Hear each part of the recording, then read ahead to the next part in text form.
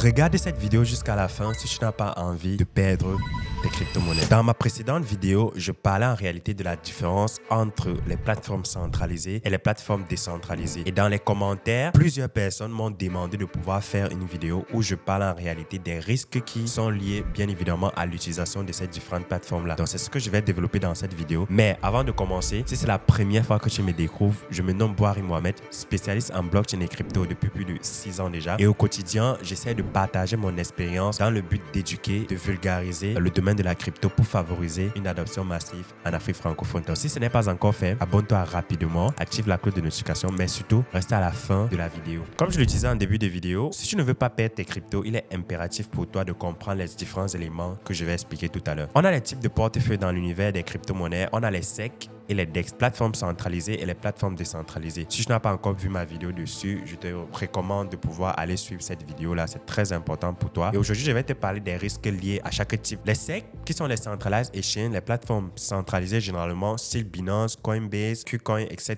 Ce sont des plateformes qui appartiennent à des organisations, soit à des institutions ou alors à des gouvernements. Donc, ça veut dire que c'est une personne lambda comme toi et moi qui décide plus ou moins de créer une plateforme d'échange des cryptos. Et qu'est-ce qui se passe? Ça peut arriver que la plateforme soit une arnaque, style FTX. Ça veut dire qu'on crée une plateforme qui va tourner, qui va marcher, mais sauf que derrière, c'est une grosse arnaque. Donc, ça c'était le cas avec FTX qu'on a connu en 2022, qui était la deuxième plateforme d'échange centralisée en matière de volume de crypto au monde entier, qui a fait faillite avec des centaines de milliards de dollars. Ça, c'est le cas, le premier risque lié ou alors le premier risque associé aux plateformes centralisées, c'est-à-dire la faillite ou alors l'arnaque. Le deuxième risque, autant pour moi, associé à ces plateformes centralisées, style Binance, etc., c'est que c'est parfois des plateformes où tu peux avoir des blocages de tes fonds. Ça veut dire, moi, dans mon cas, j'ai eu ce problème-là avec Binance en 2023 où j'ai reçu pratiquement 15 000 $ et une fois arrivé dans mon compte Binance en crypto, je l'avais reçu en USDT, j'ai eu un blocage direct. Ils m'ont demandé de pouvoir envoyer des justificatifs pour pouvoir justifier l'origine en fait de mes fonds parce qu'ils considéraient ça comme étant le blanchiment d'argent, etc.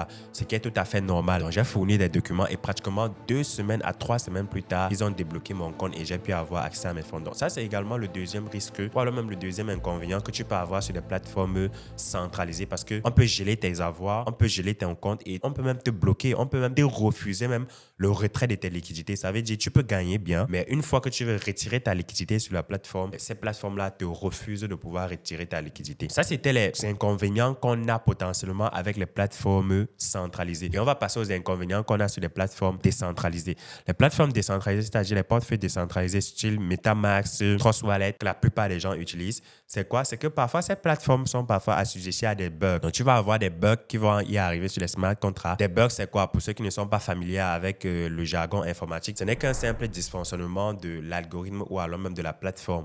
Donc, tu peux avoir des bugs qui se passent sur la plateforme. Ça ne te permet pas de pouvoir faire des transactions. Imagine, tu es en train de faire peut-être une transaction à hauteur de plusieurs milliers de dollars et la plateforme subit peut-être un bug. Ça veut dire que tu peux être assujetti à pouvoir perdre tes fonds rapidement. Il y a également un autre point très important, c'est qu'il y a des erreurs que tu peux commettre également sur ces plateformes-là qui vont parfois te coûter beaucoup de fonds. Et je pense que c'est l'un des inconvénients des plateformes décentralisées, c'est que ces plateformes-là, lorsque tu veux peut-être faire les retraits d'une crypto, si le réseau ne coïncide pas, la plateforme décentralisée n'est pas capable à te dire de pouvoir revérifier ou alors de te dire le réseau sur lequel tu es en train d'envoyer ne coïncide pas. Par contre, les trucs comme Binance le font généralement. Donc, tu peux faire cette erreur-là et ça te coûte réellement la peau des fesses, comme on a l'habitude de dire. Et ces plateformes également sont parfois assujetties à des manques de liquidité. Donc, ça peut arriver que tu arrives sur un portefeuille et tu veux peut-être swapper. C'est vrai qu'il y a également une différence entre un portefeuille et puis un exchange de swap. Il y a également cette différence-là qu'il faut également faire. Mais sauf que parfois, sur la plupart des portefeuilles décentralisés, tu as la possibilité, sur un petit espace swap, de pouvoir changer ta crypto contre une autre. Donc, il peut arriver qu'on ait ce manque de liquidité-là et ce qui cause parfois des gros problèmes. Imagine, tu as fait du profit sur une crypto-monnaie telle et quand tu veux aller l'échanger contre pour avoir peut-être des stablecoins ou des USDT, tu ne parviens pas à le faire parce qu'il y a manque de liquidité, ce qui est également parfois un très gros problème. Donc, voilà en gros les risques qui sont associés parfois à l'ensemble des plateformes, que ça soit centralisé ou même décentralisé. J'espère que cela t'a apporté un plus. Si c'est le cas ou alors si tu as d'autres idées et que tu t'y connais davantage, n'hésite pas à compléter la vidéo